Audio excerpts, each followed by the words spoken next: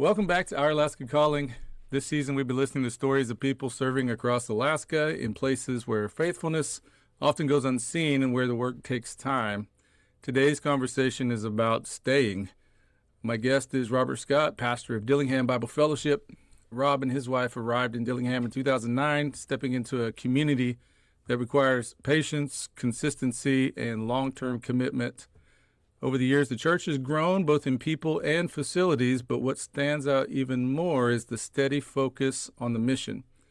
This isn't a story about quick results. It's a story about faithfulness over time. So, Rob, really grateful that you're here today. Thank you. So, you've been pastoring out in Dillingham for quite a while now. What's something about shepherding a church in a place like Dillingham that most people would never understand? So it's hard to, in our American culture, it's hard to fathom the kind of isolation that we have here. I mean, it's air access only. So we're a fishing village in Southwest Alaska that gets one flight a day if the weather's good. Now we have dozens of flights out of our community going to smaller communities. We're a hub community. And so there's some access to more remote places, but to get to America, it happens once a day if we have weather that's sufficient for that. And so it makes everything here just a little more challenging than I think most people would imagine for a place in the United States. It's hard, but you talk to friends and family, and we've had churches that have partnered with us to do things. And when you get off the plane and the plane leaves, it feels different because you know you're not going anywhere. Tomorrow's the next time. You're not going anywhere until tomorrow. And again, for our mindset, it's got to be more 18th or 19th century kind of mindset that when you could walk everywhere, you couldn't go anywhere quickly either. And so it's kind of a step back in time, I think.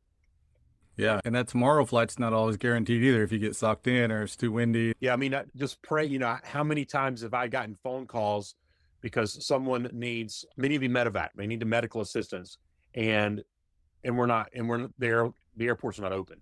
Mm-hmm. And so sometimes it's been life-threatening. Sometimes it's just emergency, but not perhaps life-threatening. But still, you get those calls and you think, if you were anywhere else in America, you'd be at a hospital and you'd be taken care of right now. But now you're just kind of waiting. You're hoping the plane can arrive.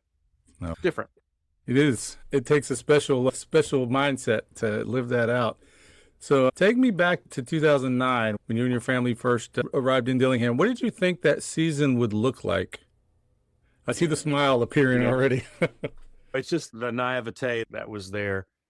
So I'm probably a romantic, to use that in a broad way. I have these romantic visions of things. And so I have a personality that does well with few people. And so that was something that drew me to Alaska. I don't play well with others, I guess, but I knew that was going to be here. And then, so I began to look into Dillingham, and as we received the call and it was all those things were together, my thought was, it's a small community. And so it's going to be, people are going to be partnering together, and there's going to be just so much cooperation that I can look forward to that. And so I came with the expectation that there would just be a tight-knit community, like I said, the cooperative spirit, those kinds of things within Dillingham. And that's not what I found when I landed. Mm-hmm. That even though it is a small place, there's a lot of community competition between families, and even the Christian work that's going on here. By Christian work, using that word very broadly, there's a few people. And when you have a few resources, there can be a tendency to try to, exploit's probably too strong of a word, but at least hoard those resources to yourself. And so that was something I didn't see. I saw kingdom work. I saw evangelistic opportunity. I saw more people than Christian work going on here. And so I thought, oh man, we're all going to be glad to be working together. And that was not exactly what I meant.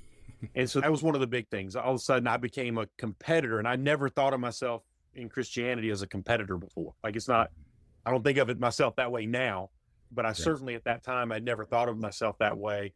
And so I had to kind of readjust. How do I find a place here that I can minister? And we can all minister. We can all do certain things, and we can proclaim the gospel, and we can serve, and we can do these things that make Jesus known and loved. And that's important. But I was trying to figure out a way that I could do that and be here for more than a couple of weeks or a couple of months. we'd had an instance where someone from the southeastern United States had been to the Dillingham area for a couple times on a missions trip, and a good man. I mean, I want to respect this individual, but they had good ideas, but he had felt God call him. And so on his own, with his own motivation, he and his wife left southeastern United States, moved to even rural outside of Dillingham, and tried to start a church work. This was just before I arrived here. It was connected with our congregation, but just before I arrived here, he had done this. And he tried to start this congregation to be reflective of what he had known in a very rural southeastern United States kind of environment. He started with literally a tent service and some revivalistic meetings and very interface evangelism. And all that can be good. I'm not trying, I'm not trying to ridicule someone for having a zeal like that. Just after we got here, the spring thaw, the elders in that village, the leadership in that village came to him and told him he was leaving. He said, "Well, I'm not leaving." He said, "No, you're leaving. We're done with you here." And so I had that. I mean, I'd only been here for a few weeks, maybe 2 months at that time. And so that was in my mind that, it doesn't matter what you say if no one's listening.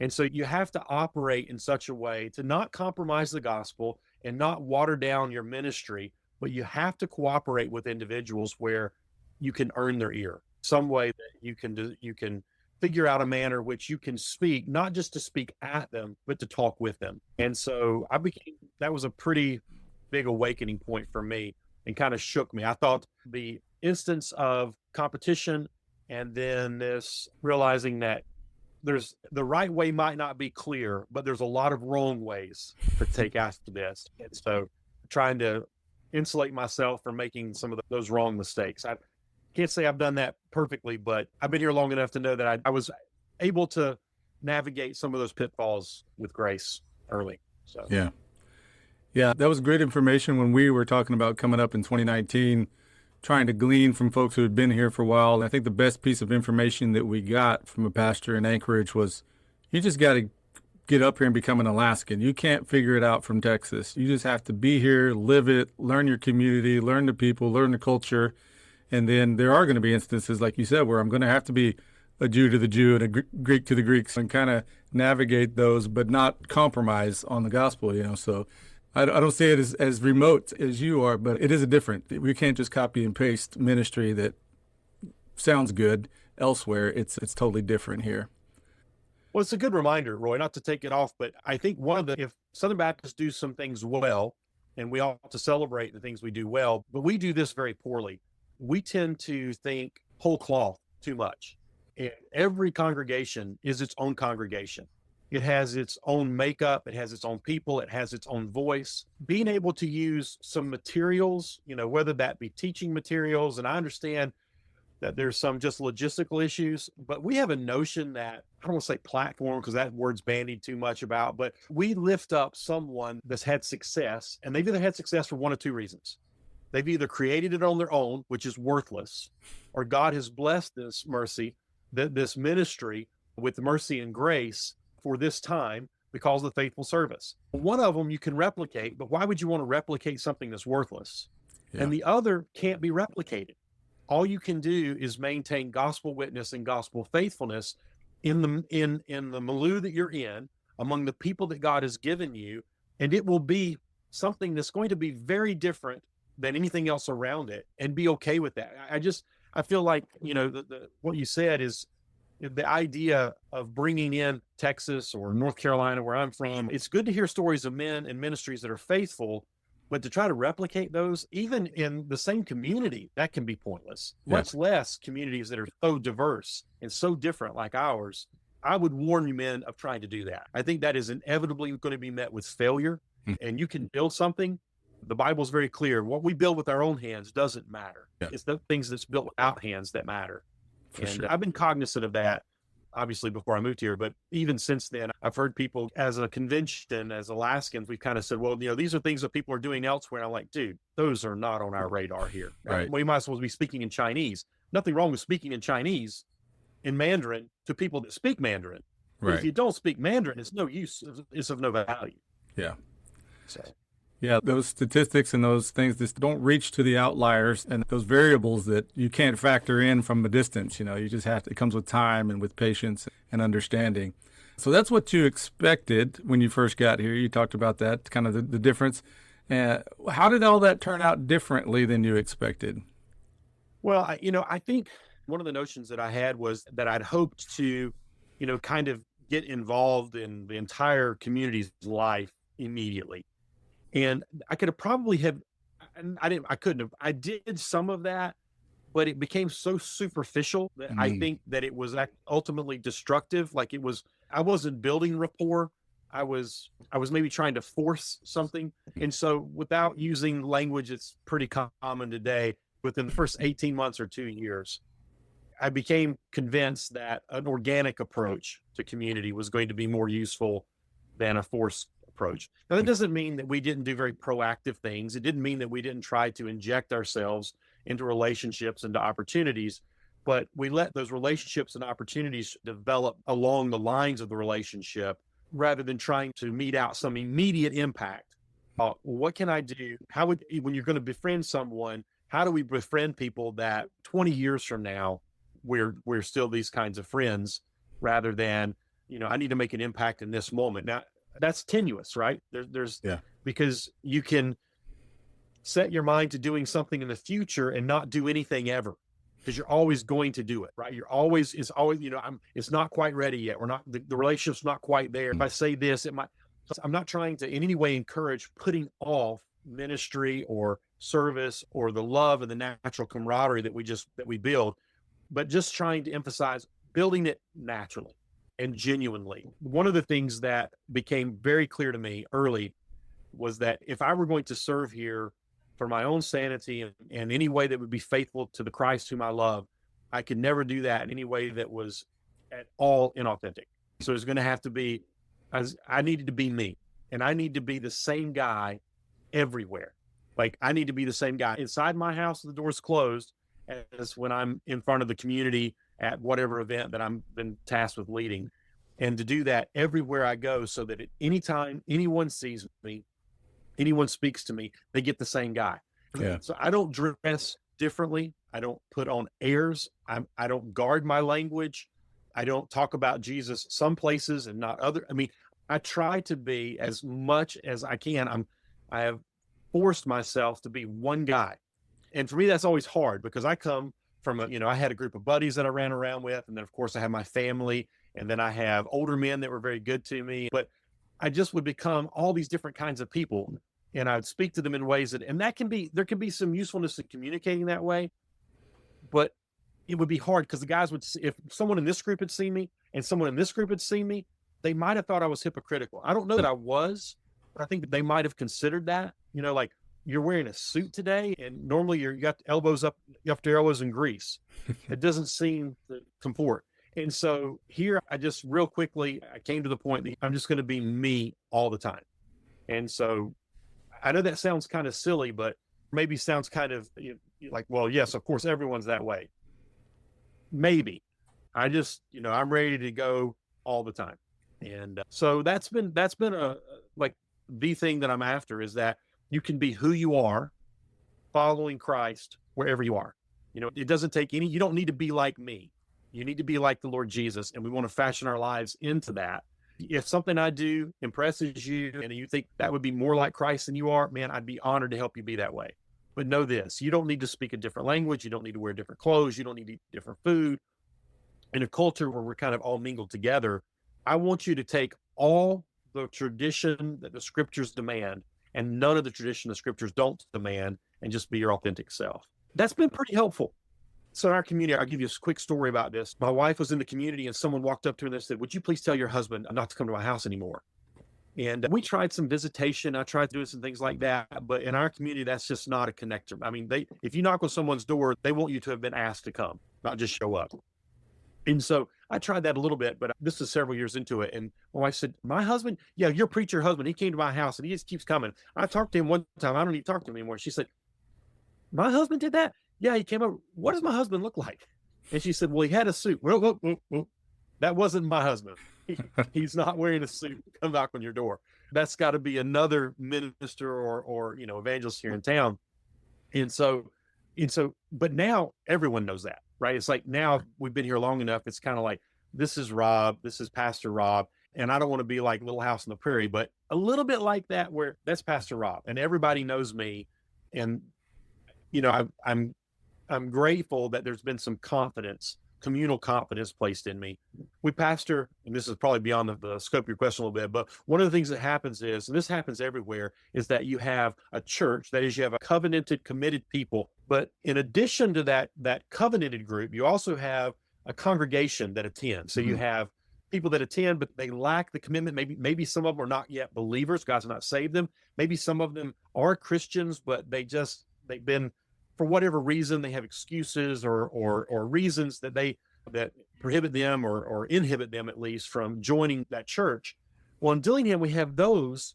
So we have a church inside the congregation. We definitely have that. But then I also kind of pastor the community. So there's it's bigger than, so I have a church. I have people I see every Sunday. And then the people around town will call me and they'll say, Pastor, can you come talk to me? And I know that it's going to be different than these other conversations I have. I literally had a text this morning. Someone asked me that, can we speak? And I appreciate your wisdom with that. And that happens organically, right? You can't force that. And so I'm grateful for that. That's something that maybe the fruition of what I saw 17 years ago is maybe it's coming to fruition a little bit now. Yeah, for sure. And that comes with also part of being in a small community. I mean, if you're looking authentic, that'll get sniffed out pretty quick because everybody knows everybody. And, so if you're not yourself, it won't take long for you to get found out. That's true. But, I'm also aware that, and I'll say this as a warning to the guys, there's a group of people that are drawn to inauthentic stuff. And not that it doesn't look flashy and all these kind of stuff, but it's not real. And they'd much rather be a part of something flashy and not real than something that's not flashy, always dirty and a little bit troublesome, but real. Yeah. And man, at the end of the day, if the Lord can bring me and use me in a place that's authentic, man, I'm excited for that. And the idea of doing something that is inauthentic or is fake, I wouldn't care what it is. I don't want part of it. Yeah. So there's plenty of other people who would step into that if there was a need. But yeah, it's totally different to be on mission and be yourself. I think you kind of hit on this already, but I want to see if there's a little more to it. So in a community like Dillingham, trust doesn't come quickly. It takes time. It takes years, especially here. We see so much turnover, people coming and leaving. It's a very transient, especially ministry guys come, like you mentioned it earlier, with that romanticism. And then they're here for a year or two and I can't do it. This isn't for me. What does it take to build that trust over time? We've said a couple things about Dillingham. Not everyone knows where Dillingham is. It's in Southwest Alaska. It sits on the top of Bristol Bay. And we have about, people, I want to say lie, but people we have about 2,000 or almost 2,100 something official population.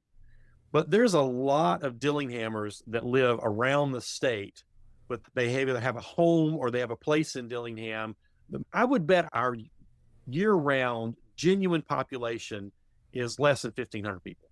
Now, we get a big bump in the summertime because we are a huge commercial fishing stop, and that's both for sport fishing, but mostly for, salmon. So in that sense, it is a small community. But to give people, the way to build that trust, if it can be, is I think the first several years we were here, and my wife she probably remembers when it stopped happening, but we would volunteer and participate. We didn't have children. And so we tried to really pour ourselves into the community, and it didn't really matter what we did. Basically everything we did, someone would ask us, when are you leaving? When are you leaving? When are you going to move? And that happened for several years. And then our daughter was born, and that happened less. But sometime after our daughter was born, 5, 6, 7, 8 years into this, that stopped being a question. And it really took that not being a question for people to begin to trust us. That is, people saw that we had an investment, that we weren't just living here, that Dillingham was home.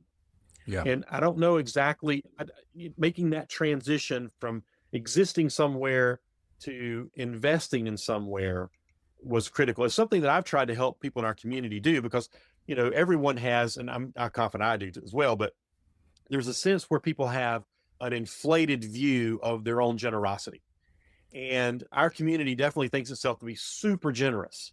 But as an outsider, this kind of worked its way into it now. But as an outsider, I look at it and say, this is a community that it sees so much turnover.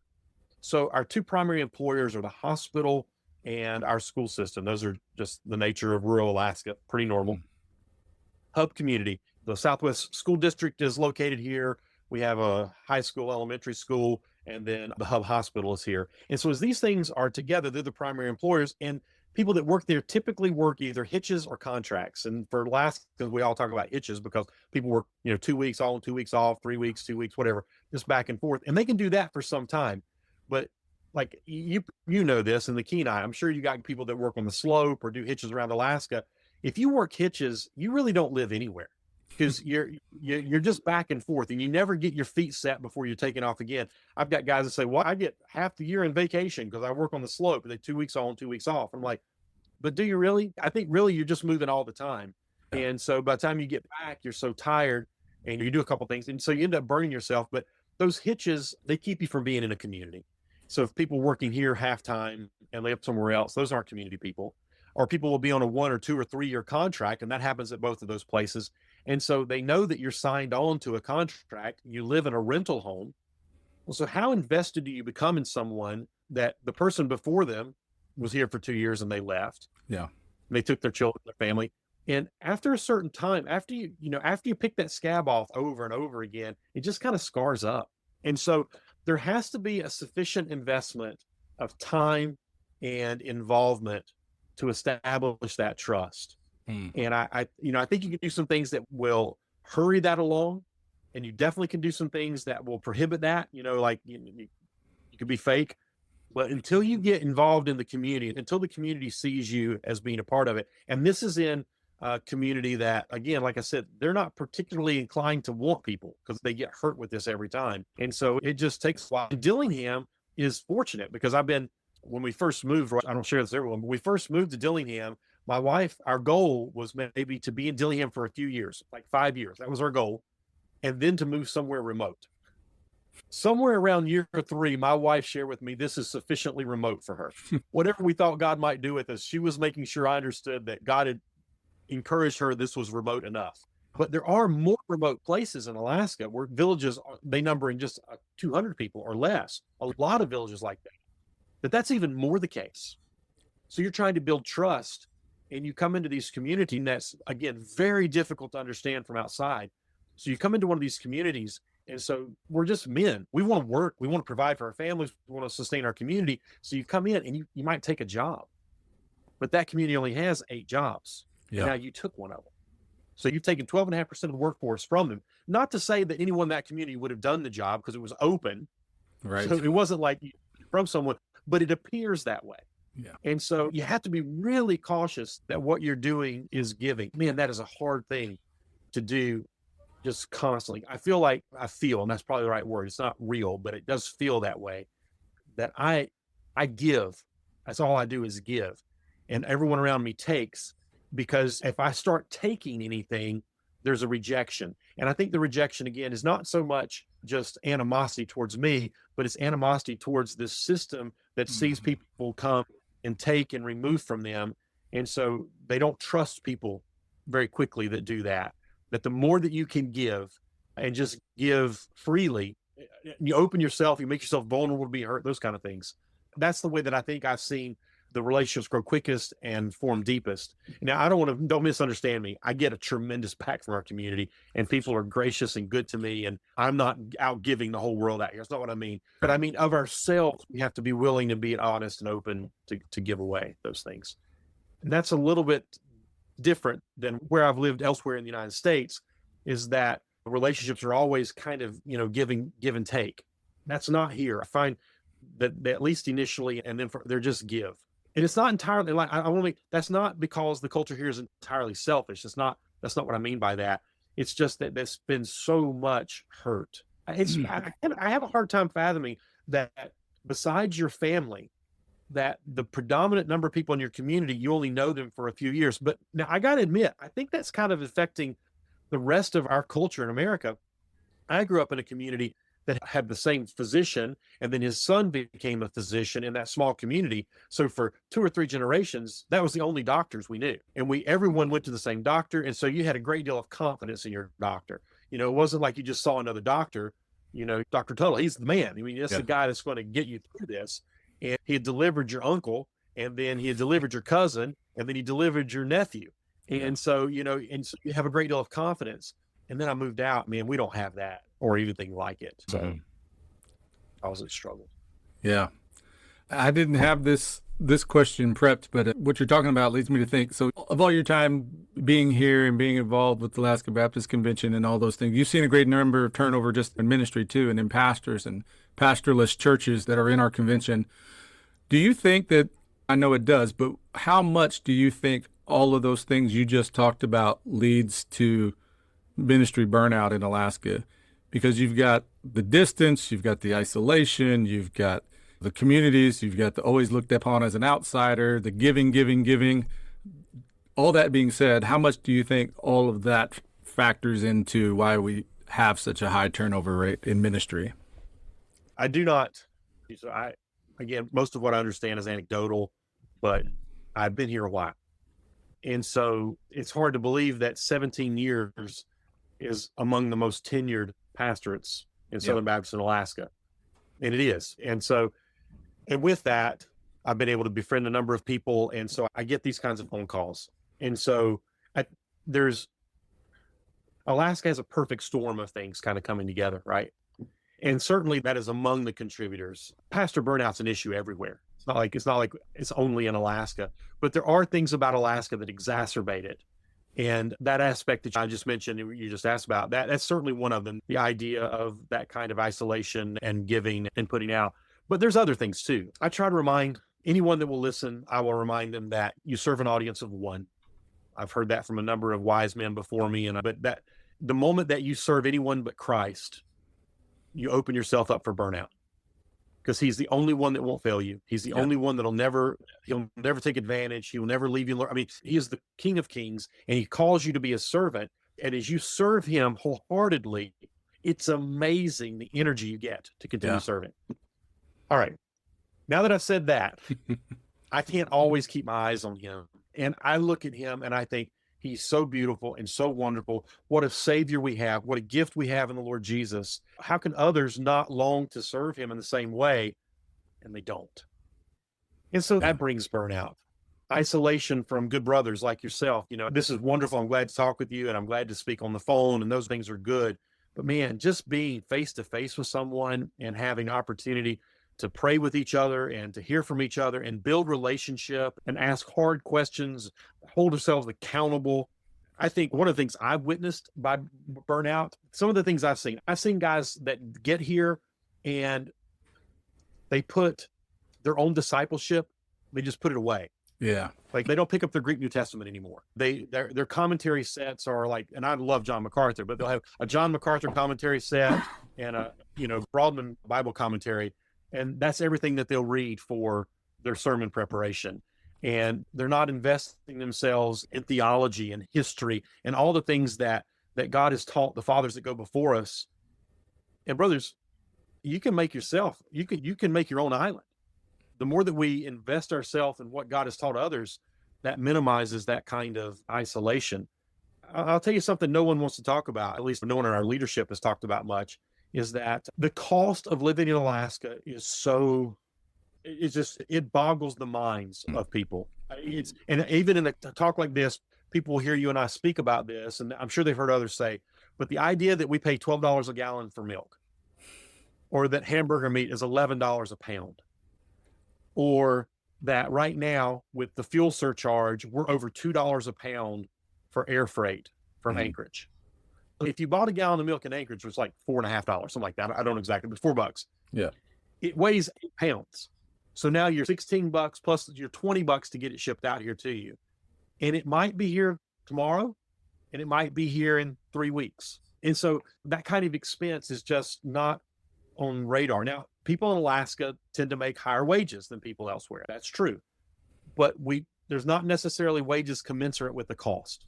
Yeah. And so that plagues Alaska. You want to talk about burnout, it's just you have a tremendous amount of revenue. That's in the church, things that would be a fairly substantial budget in other places for the numbers of things you're trying to do. And you're trying to make this money, we're $7 a gallon for heating fuel. And so you're trying to make these dollars work. That'll get to you, man. I mean, because you're spending a lot of money. It's from my perspective, it seems like a lot of money, and you're not just doing a whole lot. And so that contributes to burnout.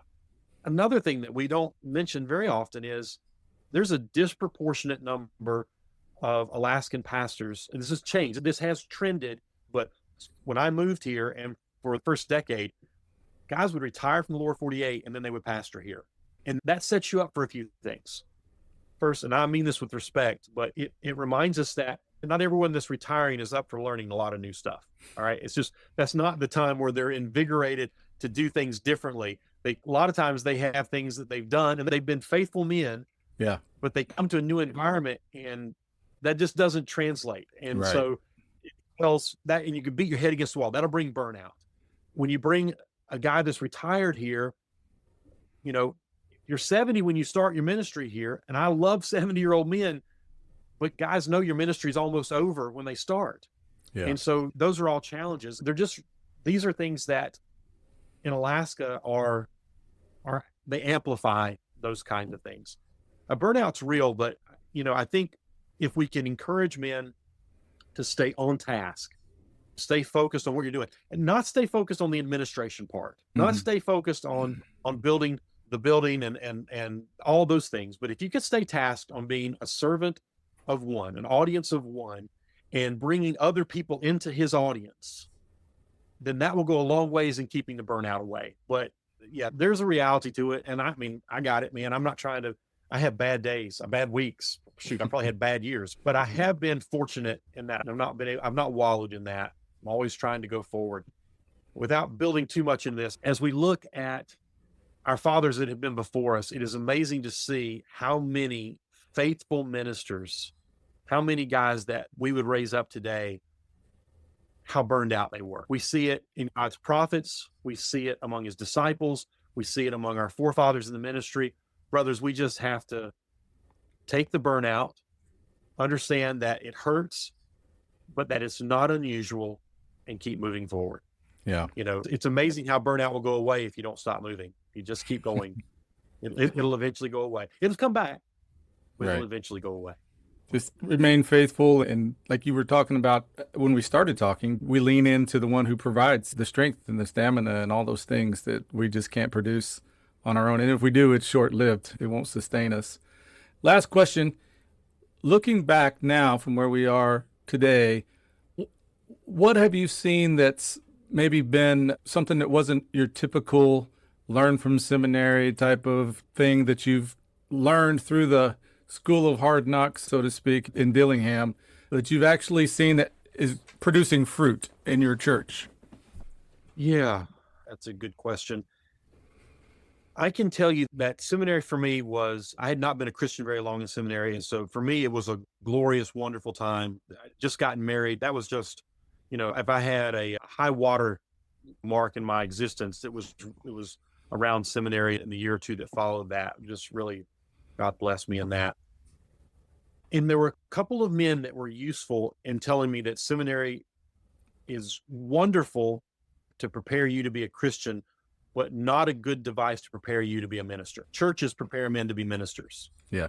Learning how to study the word, learning how, interpret the Bible, learning the church history and theology and getting categories and interacting with traditions, for the last 2,000 years, wonderful for that. And it's so focused that there's just really, if you don't get that, you don't get another opportunity for that. I've tried continued education. I keep applying myself, but you don't get pushed if you're not around. That's a singular opportunity. All right. So I'm very grateful for that. But some of the guys that have been good friends with me, they'll ask me, and I don't think about it anymore, but they'll say, so Rob, just tell the church some of the stuff you do in Alaska. And so I explained a few things. I had not been here long, just a few months, and a young girl in our community, I had spoken with her a couple of times. She committed suicide, and terribly shocking thing. And I thought at the time, oh my goodness, I'd never been part of a suicide funeral. I'd known some people that had committed suicide, but they were pretty removed from me. So this was a new experience. And the family didn't have a church. So they asked me to do the service. And of course, I'm very willing to do that. Well, I had no idea what they meant when they asked me. So because this is what they meant. I picked her body up from the morgue. We built her coffin. We put her body in the house, had to remove a window to get her into the house. I dug the grave. We made the marker. I'm grateful this first death because it was a woman, it was a young girl, that women dressed her. If it had been a man, as it was later, I get to dress the dead bodies. I had not been trained to do any of those things in seminary. For me, death had been so cold or callous. Someone dies, and then the doctor gives them to a mortician or an undertaker or whatever, and then you get a body back, and then they take the body and put the body in. That's very sanitized. That didn't happen. That was one of the things that didn't happen. Hadn't been here but a couple of years. The x-ray machine, our community's x-ray machine, stopped working. And one of the ladies there said, well, I bet Pastor Rob can fix it. And they called me. And it was one of those days where the weather was such that there was a 3 or 4 day stretch. They couldn't get a technician out. And they said, can you fix this? I got no idea. You know how much x-ray experience I have. And or you can at least guess. But, I can read a multimeter. And so, yeah, figured it out. Guy called me. I talked to the technician. He said, well, if it's this, it's that. I said, well, it's definitely reading this. Well, are you sure? I was like, man, I know what it's. And so he sent the part out, put the part in. She's working still. There's just so many things like that my ministry is really, there are things that I do. These are things that are non-negotiable things, right? So I'm trying to build a ministry on the word. And I know there's lots of people that means different things to different folks. But for me, what I'm saying is that we believe the scriptures are 100% true, the revealed will of God. And so the highest and greatest thing I can do is to take that word and to explain it and to apply it and to just plead with people to believe it and follow it. And after that, my job is other duties as required. Right. That's everything else is other duties as required. So I don't take anything away from that. That's the primary thing I do as pastor, is to lead us in that. And from that, trying to lead us into holiness and discipleship and those kind of things. But everything else is other duties as required. Now how does that work in the church? Because other people that have not been engaged, I'm confident this is the case on the Kenai Peninsula, there's a hardness to the gospel in Alaska. There's not just people that are not involved in church. It's not like where I grew up in North Carolina. There was a lot of people that weren't involved in church, but you talk to them about church and they're like, oh yeah, that's a really good thing. I'm glad for it. I love my kids to be involved in church. Or maybe I would come to a service. When are you going to do that? Yeah, I'll come to a service. Or maybe they come to a service a couple times a year. Outreach like that, it seems to have a very different cultural impact. Here, people are like, I don't want anything to do with God. I don't want anything to do with Jesus. I don't want anything to do with your church at all. Don't talk to me about that. I don't want my children involved in that. I don't want anything like that at all. And that's what I hear that. That's the normal report that I get from, who I am but other duties as required, people listen. All of a sudden I don't just speak from the pulpit. They know that's what I do.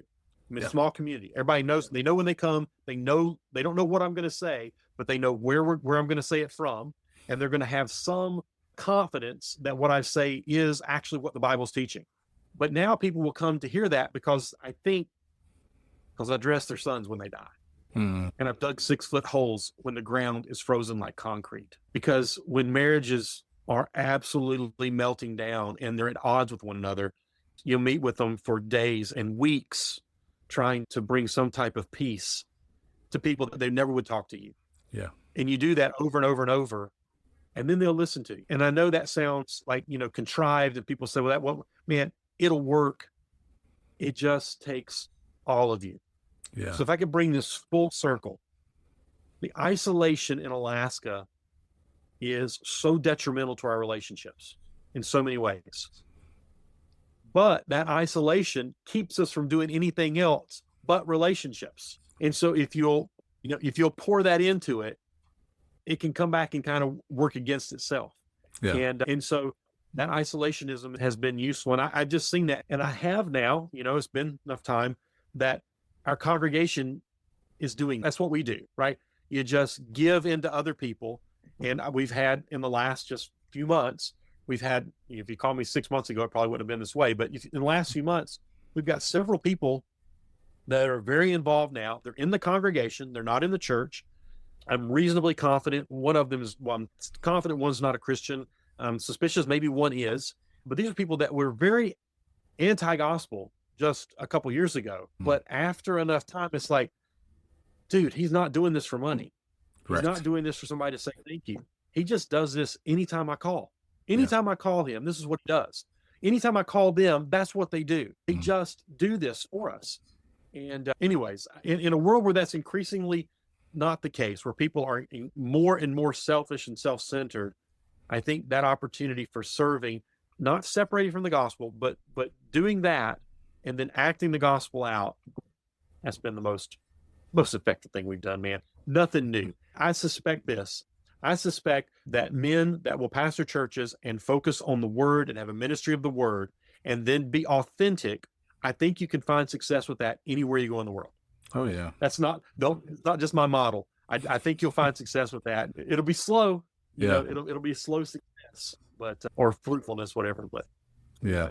Amen. No, there's so much truth to that. And as you're talking, I teach Bible class at the school where I work bivocationally. And this morning we were in Romans 15:22 through 33, when Paul is saying, hey, I'm coming to see you guys. I'm coming from Jerusalem. I'm headed to Spain, and talking about that gospel community. Like, I'm bringing from these guys and I'm going to here and we're partnering together and I need you to pray for me, but I also need your resources. Like, it's just this whole community pitched in for the gospel, and just to continue the net faithfulness of it all is, man, what a world it would be if we could all be on the same type of thought process when it comes to living out the gospel.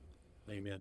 Rob, I appreciate you, brother. I know we only get to see each other usually at the annual meeting, but maybe next time I'm in Dillingham, which hasn't happened yet, but I've made it out as far west as Bethel, but not to Dillingham yet. If you decide you want to come, let me know. We'll make it happen. Sounds good.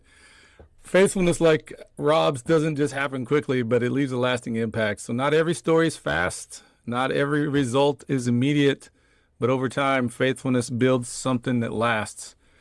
Unseen faithfulness from the edge of the map. This is our Alaska calling.